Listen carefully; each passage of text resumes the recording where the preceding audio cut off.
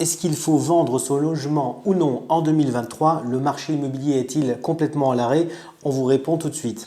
Les acquéreurs se font très peu nombreux, il y a très peu de transactions, le marché est effectivement extrêmement calme, mais pas de panique, nous avons la solution. La crise immobilière annoncée depuis le mois de juillet 2022, donc l'année dernière, est bien en marche aujourd'hui.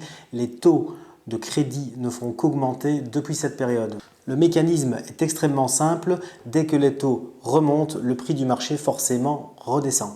La problématique que nous rencontrons aujourd'hui est que le marché ne s'est pas encore adapté à ces nouveaux taux bancaires qui n'ont fait qu'augmenter depuis une année. En effet, suite à la crise Covid, les prix de l'immobilier, eux, n'ont fait que grimper.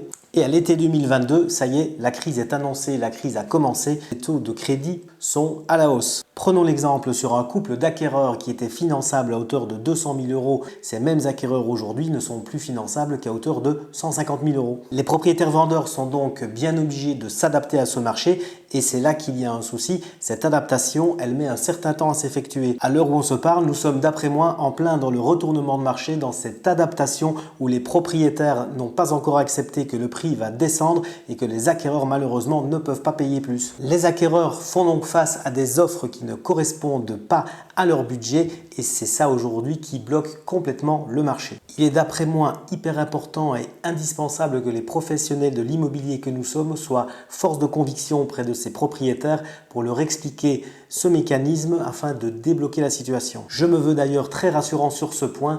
On vient d'effectuer 3 transactions sur un prix de marché équilibré, sur un prix de marché juste et là la situation s'est débloquée tout de suite et on a trouvé les acquéreurs rapidement ainsi qu'un financement pour eux. Conclusion, oui, il est important de continuer les transactions, oui, vous pouvez vendre votre bien immobilier en 2023, juste soyez précis sur l'estimation immobilière et adaptez-vous au marché.